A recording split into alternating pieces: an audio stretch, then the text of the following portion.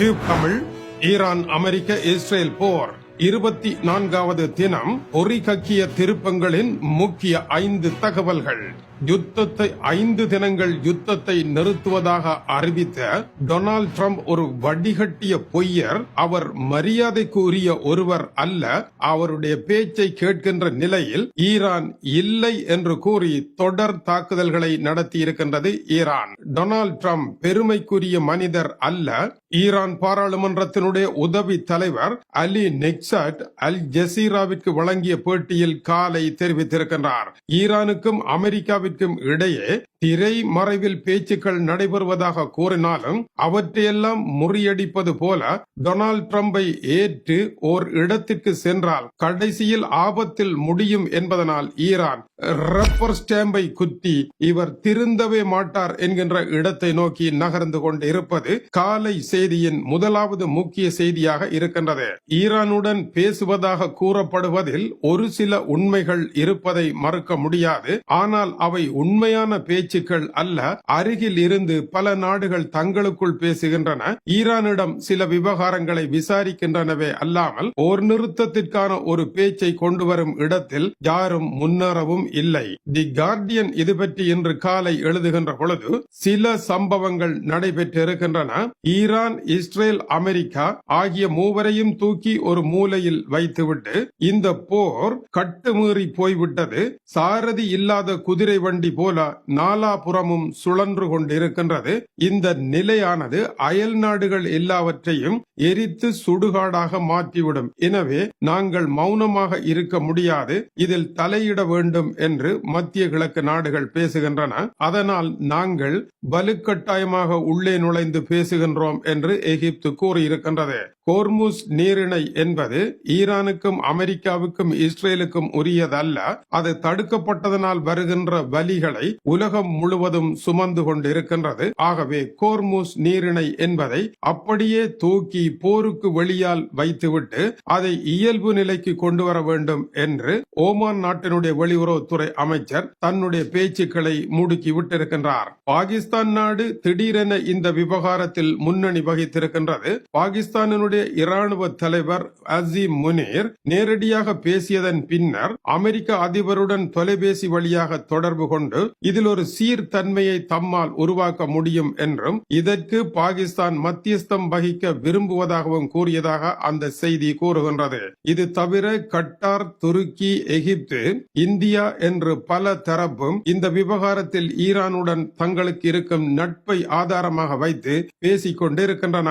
ஆனால் இந்த பேச்சுவார்த்தைகள் சொல்லுகின்ற ஒரே ஒரு செய்தி, ஈரானுடைய இப்போதைய ஆட்சியாளர்களை பதவியில் இருந்து அகற்றி அமெரிக்கா, இஸ்ரேல் விரும்புகின்ற அவர்களுக்கு அடித்தொழும்பு செய்கின்ற ஒருவரை அதிகார கட்டிலில் இனி இருத்த முடியாது என்பது இந்த போர் தரும் பாடமாக மாறியிருக்கின்றது. இஸ்ரேல் அமெரிக்க கனவுகள் இனி ஈரான் விவகாரத்தில் பலிக்காது என்கின்ற இடத்தை நோக்கி இந்த போர் ஒரு முற்றுப்புள்ளியை நோக்கி நெருங்கிக் கொண்டிருக்கின்றது.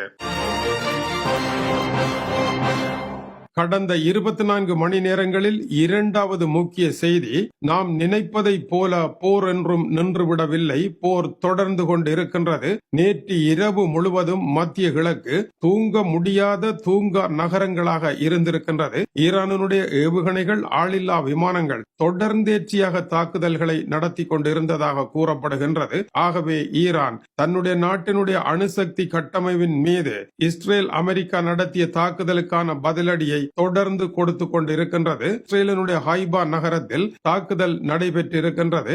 அமெரிக்காவினுடைய படைத்தளங்கள் தாக்குதலுக்கு உள்ளாகி இருக்கின்றது. ஈரானுடைய வான்பரப்பை கட்டுப்பாட்டில் வைத்திருக்கின்றோம், அங்கிருந்து ஏவுகணைகள் புறப்பட முடியாது என்று இஸ்ரேலிய பிரதமர் சொன்னதற்கு பதிலடியாக இப்பொழுது இஸ்ரேலினுடைய இதயத்தில் கொட்டுப்பட்டு கொண்டிருக்கின்றது ஈரானுடைய ஏவுகணைகள். நேற்று இரவும் இதே காட்சிகள் தான் நடைபெற்றிருக்கின்றது. அலாரம் அடித்தவுடன் ஓடி ஒளியுங்கள் என்று இஸ்ரேலிய மக்களுக்கு பெஞ்சமின் நெட்டன்யாகு கூறியிருக்கின்றார். இஸ்ரேலில் பெரும் கவலை ஏற்பட்டிருக்கின்றது.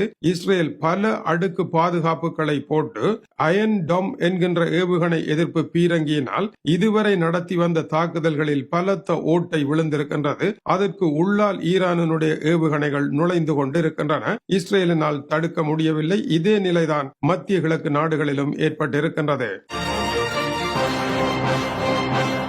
இன்றைய செய்திகளில் முக்கியமான மூன்றாவது செய்தி தி நியூயார்க் டைம்ஸ் வெளியிட்டிருக்கின்றது. இஸ்ரேலினுடைய ஏவுகணை எதிர்ப்பு பீரங்கிகள் எதற்காக செயலிழந்து போயின, ஈரானினுடைய முக்கியமான தந்திரமான தாக்குதல் என்ன என்பது குறித்த ஆய்வுகளை உடனடியாக ஆரம்பிக்கும்படி இஸ்ரேல் அறிவித்திருக்கின்றது. பல பில்லியன் டாலர்களில் இஸ்ரேலை பாதுகாப்பதற்காக உருவாக்கப்பட்ட திட்டங்கள் எல்லாம் ஏறத்தாழ ஈரானினால் தவிடுபொடியாக மாற்றப்பட்டுக் கொண்டிருக்கின்றன. வெள்ளம் வராமல் தடுக்கப்பட்ட ஓர் அணையிலே 10% உடைவு ஏற்பட்டால் தொடர்ந்து அந்த அணை 100% உடைத்து தகர்க்கப்பட்டுவிடும். வெள்ளத்தினால் என்ற விதி போல இஸ்ரேலினுடைய ஏவுகணை கட்டமைப்புகள் 90% பாதுகாப்பை வழங்கினாலும் 10% உடைத்து தகர்க்கப்பட்டிருக்கின்றன. வெள்ளத்தை இனி கட்டுப்படுத்த முடியாத நிலையில் இஸ்ரேல் இருக்கின்றது.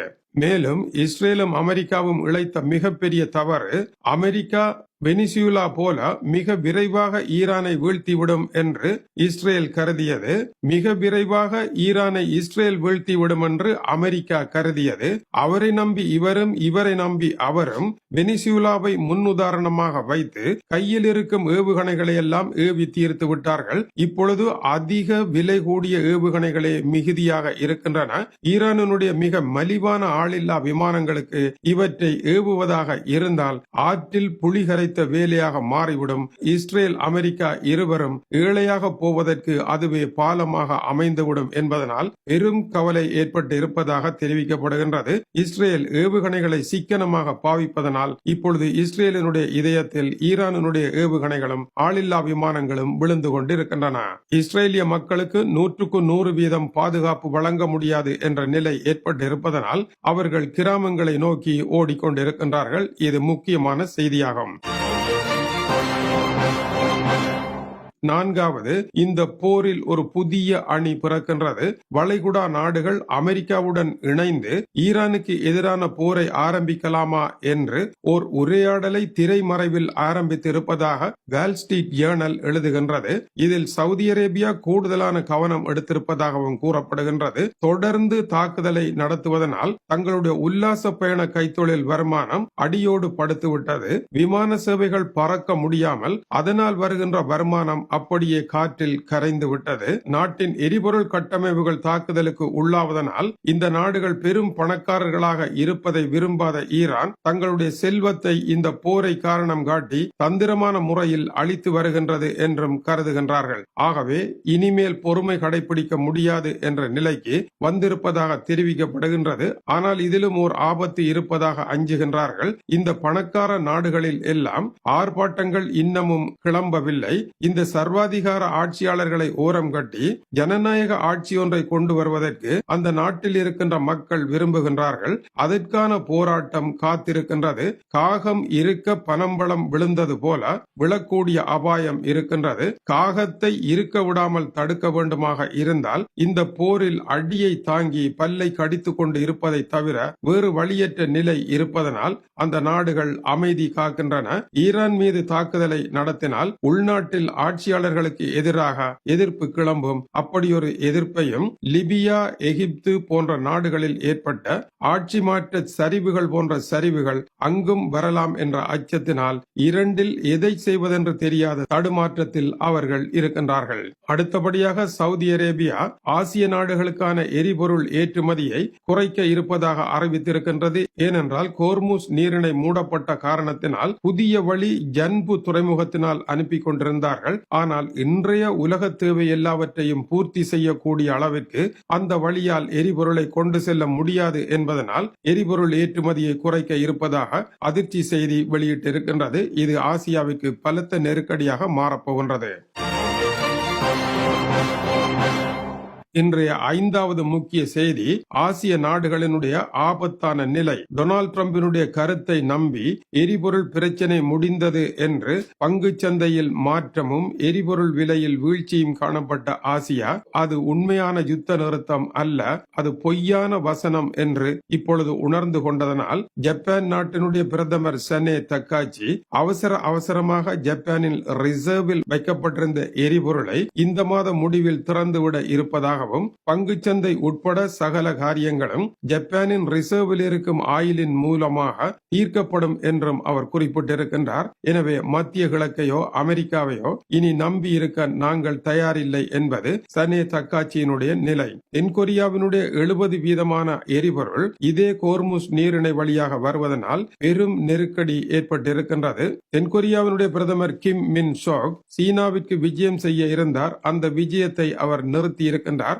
நாட்டில் பெரும் பிரச்சனையாக இருக்கின்றது. இந்த போர் முடிவடைந்து விட்டது என்று கற்பனை பண்ண வேண்டாம். ஈரானுடைய தாக்குதல்கள் மேலும் தீவிரமடைய போகின்றன.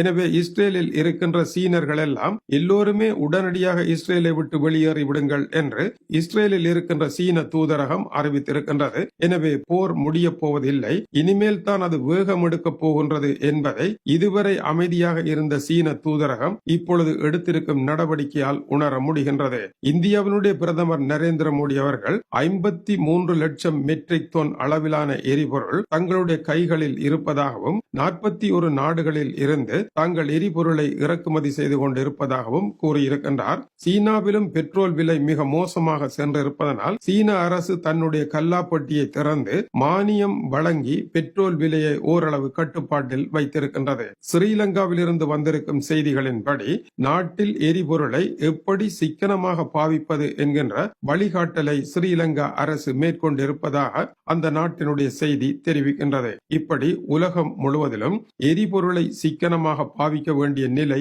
உருவாகி இருக்கின்றது. இதனால் புவி வெப்பமாவது குறைவடையும் என்பது ஒரு திருப்தி தரும் செய்தியாகும். ஆனாலும் கூட ஈரானில் கால் வைத்த அமெரிக்கா இஸ்ரேல் இருவரும் இழைத்த வரலாற்று தவறை பெரும் பாடமாக கற்றுக்கொண்டு வெளியேற வேண்டிய இக்கட்டான நிலையின் விளிம்பு நிலையில் இந்த விவகாரம் கடந்த 24 மணி நேரங்களில் வந்திருக்கின்றது. எமது செய்திகளை தொடர்ந்து கேட்டு ஆதரவு தந்து கொண்டிருக்கின்ற அனைவருக்கும் மகத்தான வணக்கங்களை கூறிக்கொள்ளுகின்றோம். உங்களுக்கான சேவையில் இரவு பகலாக நாங்கள் உழைத்துக் கொண்டிருக்கின்றோம் என்பதை மகிழ்வுடன் கூறிக்கொள்ளுகின்றோம். இது டியூப் தமிழனுடைய உலக செய்திகளுக்காக டென்மார்க்கிலிருந்து கீசிய துறை. வணக்கம் உறவுகளே.